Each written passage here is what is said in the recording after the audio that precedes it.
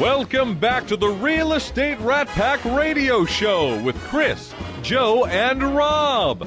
The crew is taking your calls, so dial in at 1-800-808-5548. And we are back to the Real Estate Rat Pack Show. Remember, this is a live show, by the way. You can call us at 800. We talk about during the break. Yes.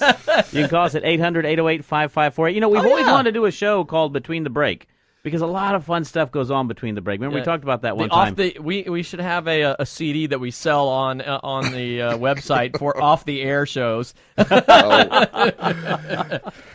don't know if we could. I mean, it would be pretty. Well, you know, it depends on you. We have another great guest coming up here. That's really interesting. The agent in my office, Brenda Williams, was talking to me about a lease that she's working on, and it's her brother with a pool company. I go, you know what? We've been wanting a pool company on the show for a very, very long time. Dave Snelling, welcome to the show.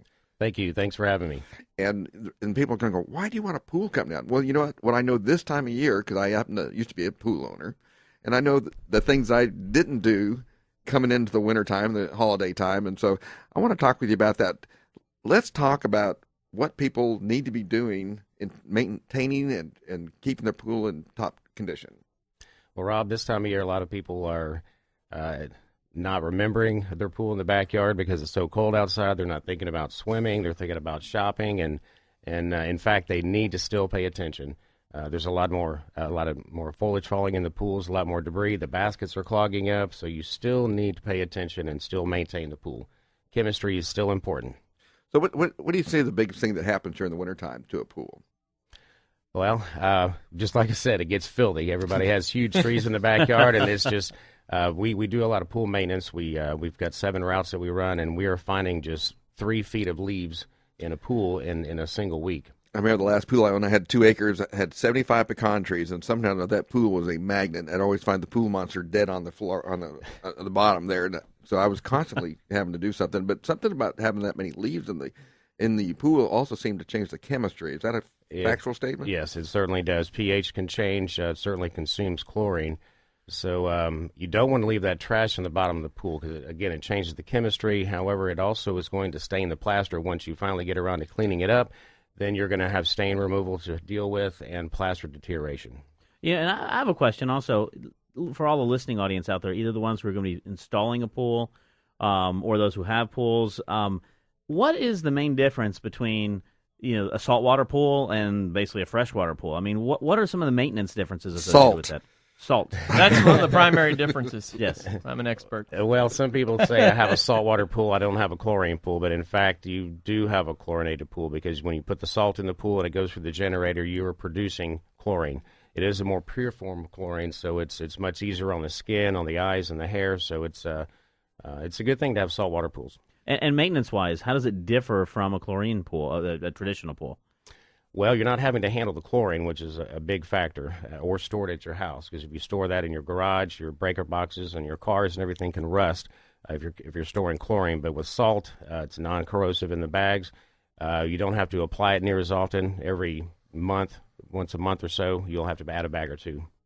Is that a do you see people trending towards that more now? We really do. It's becoming a up-and-coming thing. A lot of the new pool builders out there are selling those machines because, of course, they want to make money on the machine, but it is a healthier swimming environment. That's cool. Go ahead. I'm sorry. No. And my question is going to be: is during the winter? What's the variations during the winter? I mean, obviously, you have all the stuff that's going to happen to a pool on the top, right? You've got leaves falling in, etc. But also, how do they perform differently in the times in which they're not used, like right now? Is there a major difference maintenance-wise you have to consider? Well, again, the cleaning is more important. The chemistry changes are occurring less in the winter because the heat's not there. You don't have the swimmers in the pool. Again, you still want to check your chemistry at least once a week just to check it and see how you're doing. And if adjustments need to be made, you still need to do it. Don't put it off. Right. Well, I've got a good question for you. As a woman, most men always believe, I can do it. It's like asking for directions.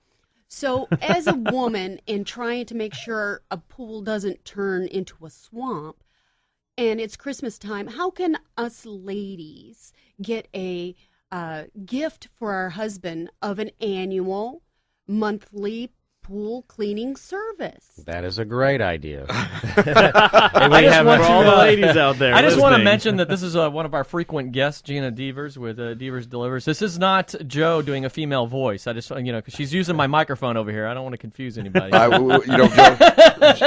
we're not the least bit confused. We didn't introduce her. The folks out there on air are going, I wonder if that's Joe. Yeah, who is that over there? That's a good question, Gina. We're almost twins, though. Yeah, we get confused all the time. Well, if you're a pool owner, you've got to decide with your work schedule and your family and everything that's going on how much participation you're going to have in maintaining your pool. So are you going to check it once a week or once a month or every 6 months? You may need to think about a service like we have where we do come out and take care of it every week.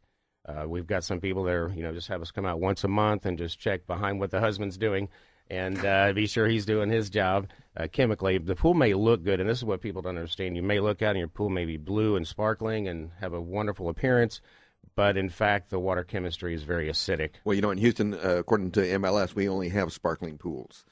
Right, and that's true.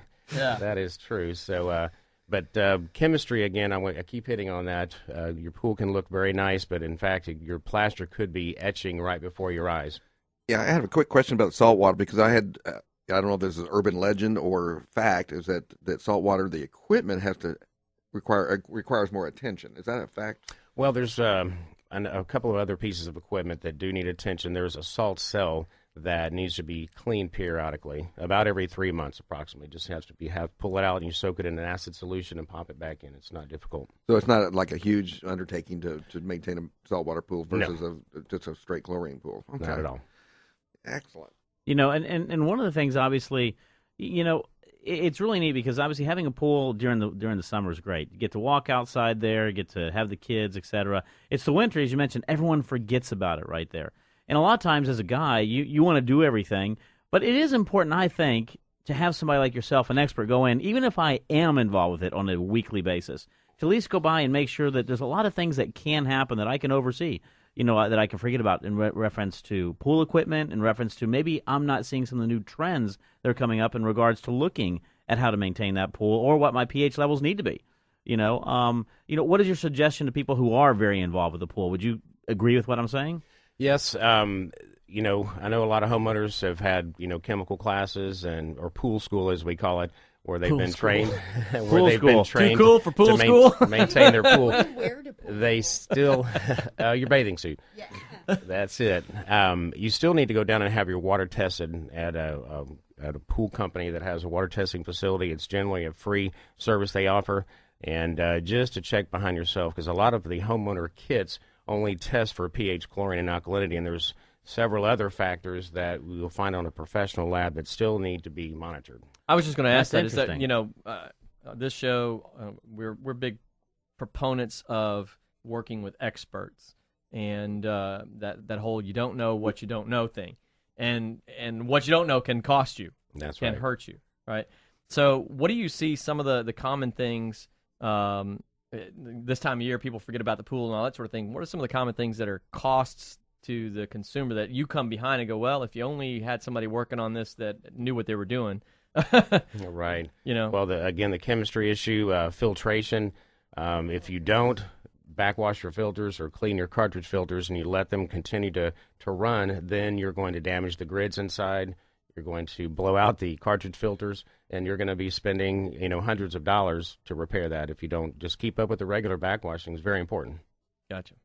So let's talk about what does it cost to maintain. Say you put somebody on a say biweekly during the winter time, and do you base it on pool size or Yeah, we kind of factor a little bit of everything in. Pool size, the amount of trees overhead. Do you have an automatic cleaner on the inside of the pool?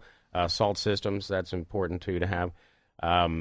So the cost is going to vary between around $150 to $180 a month for an average backyard pool. And that would be 2 visits a month? Well, that would be once a week. Okay. That's so you're once about a week. $100 a month otherwise, every other week. So that seems like a reasonable thing to ensure that your pool is going to be in good condition, because you also do rehab of pools. So I imagine a lot of times when you come out to do a rehab, you look at it and go, this probably didn't need a rehab, but you let the leaf sit at the bottom, and now it needs to be replastered and things like that. So yes, $100 versus rehab. So what would a typical rehab say if you had to come out and replaster the bottom of let's say, an average-sized pool?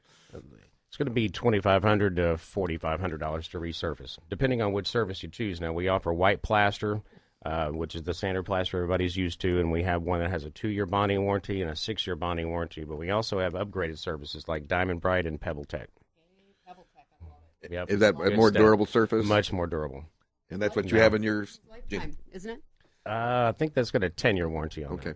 But I mean, you don't have to redo it. I mean, the warranty is 10 years, but our little guy that sold it to us said it's good for. It should last a lifetime. I'm sure that's what he said. Now the Pebble Tech is the one that has the texture to it, sort of like the little bitty small little pebbles. Little pebbles to it, right? Exactly that. It's, Awesome. right. It's not a cementous surface. Well, it's you more know, of a rock worth the surface. money. In a lot of areas, we sit on alluvial soil, and which is, it moves quite a bit. And Yes. so I noticed that in some pools I've gone to the houses and I see the coping is starting to get gaps and things like that. What can happen if people don't Alluvial address that? soil. Alluvial- Word of the day. That, This show brought to you by the sponsors of Alluvial. Well, yes, our soil here is what we call gumbo, and it tends to move and shift. The main thing is you have proper expansion joints in your decking. Expansion joints every 8 feet in the decking, and expansion joint around the perimeter of the pool between the decking and the coping is very important. Because what happens if you don't, then the decks shift towards the pool. They end up pushing off the coping, cracking the tile, and you end up with a big mess. and the water kind of gets in there and starts. Well, yes, when the water level comes up, it goes out of the crack, and then under the deck that has already been shifting, and it makes it move even more. So there's just a litany of things that can occur during Yeah. that time. So that's very important to keep an eye on that. Make sure that if you have cracks or things like that, is that something you can come in and You bet. fill back in, things like that. So Right. you look like you're percolating over there with a You question. know, I was thinking about this. One of the things. Do you go in? Let's say someone doesn't have a pool and they're looking at installing a pool. Obviously, there's really good professional pool companies that install pools, etc. But what you mainly focus on, obviously, is the cleaning, the chemicals, the repairs, and the renovation. But if someone wanted to contract you to go in there and as a consultant and say, are they truly doing the right thing? Is that something you could also do? Absolutely, and actually, just before the radio program earlier this week, we've are back in the works to go back into doing the building. We've had so many requests last year; it's incredible. So we are about to jump back in it. Oh, I like to hear that. Announced here on the Real Estate Rat Pack. That's right. Breaking Announced here, news. breaking news. Olympic Pools and Spa Plus is going to get back into building pools. I like to hear that. Well, let's talk about how can people get a hold of you. That's real easy. Our phone number is 713-782-6776, and our website is olympicpoolsandspas.net. Or you can- OlympicsPoolsAndSpas.net. And how long have you all been in business now? 31 years. Okay, so you got a little bit of experience. Family there, owned so- and operated, right. We have our service center is not far from here in the Galleria area. My brother has a retail store that's in the Conroe-Willis area. And our third location we're going to be opening here after the first of the year is going to be in Sugar Land. That's one that Brenda is working on Yes. for a new lease for you. Yes, she is.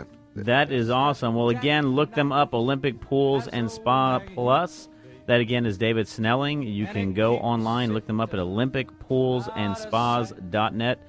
Again, we're coming up against a break right now. Time that flies happen? when you are having fun. We'll be right back. Good job. Scarlet billows start to spread.